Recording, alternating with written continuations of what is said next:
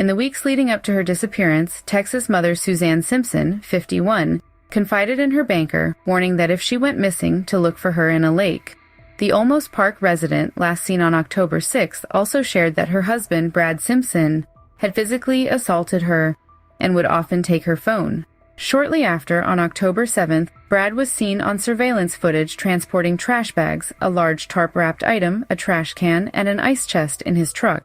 He later purchased cement, disinfectant spray, and insect repellent at a Home Depot, where he asked for directions to the nearest dump site. Investigators tracked his vehicle to a Kendall County waste disposal area and observed him washing his truck. A subsequent search revealed dried cement splashes and bloodstains linked to Suzanne in the truck bed. Simpson reported his wife missing on October 7th, but only after one of her friends had alerted the authorities first. Initially, he stated he had last seen Suzanne the night before, but later changed his account, claiming she had been asleep in a different room on the morning of October 7th. The arrest warrant for Brad sheds light on a pattern of disturbing behavior. On October 9th, he was charged with family violence and unlawful restraint after a neighbor reported hearing an argument and screams coming from a wooded area near their neighborhood on the evening of October 6th. As evidence continues to mount, Brad now faces murder charges. He remains in Bexar County Jail, with bonds totaling $3 million, alongside a federal hold for a separate weapons charge. Brad Simpson has now been indicted for murder. He's charged for the death of his wife, Suzanne, who disappeared on October 6th. Her body has not been found. The murder indictment also includes charges of aggravated assault with a deadly weapon against Suzanne and tampering with a corpse. The grand jury also handed down 2 other indictments for charges of tampering with evidence and possession of a prohibited weapon. His bonds total $3 million. His bond hearing was December 19, 2024. Newly unsealed documents reveal that Suzanne's DNA was found on a reciprocating saw. DNA samples belonging to Suzanne, found on a motorized hand saw belonging to that husband, Brad Simpson, a hand saw that he allegedly tried to hide when police came looking for Suzanne. And this comes from a newly unsealed indictment. It goes a long way towards solving at least one of the mysteries in this case. The indictment accuses him of tampering with evidence to impair a human corpse, with prosecutors stating he altered, destroyed, and concealed Suzanne's remains.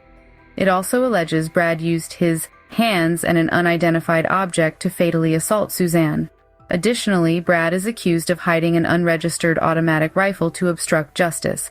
On December 19, 2024, Judge Joel Perez issued limited contact with Brad and Suzanne's children. Their youngest, a 5-year-old daughter who allegedly witnessed the incident, remains in the care of family and will have no contact with Brad. Their 15-year-old son will be allowed monitored letter exchanges with his father, while their 2 adult children have chosen to avoid contact but left open the possibility for future communication. His trial date is scheduled for February 12th. James Cotter, a longtime business associate of Brad Simpson, has been formally charged in connection with the disappearance of Suzanne Clark Simpson. Cotter faces charges of tampering with evidence and possession of prohibited weapons, according to the indictment from Bexar County's 186th Court. Authorities allege that on October 8th, Cotter removed an illegally modified AK-47 from Brad Simpson's gunroom and hid it in his own home at Brad's request. The weapon, classified as a machine gun, was not properly registered. Cotter posted bond on November 8th after it was reduced from $1 million to $100,000. As part of his release, Cotter is prohibited from contacting Brad Simpson, possessing firearms, and must wear a GPS monitor.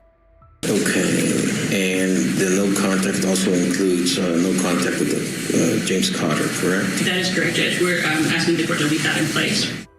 The court-issued gag order remains in place in this case in an effort to not taint the jury pool. Brad Simpson still remains behind bars on $3 million bond.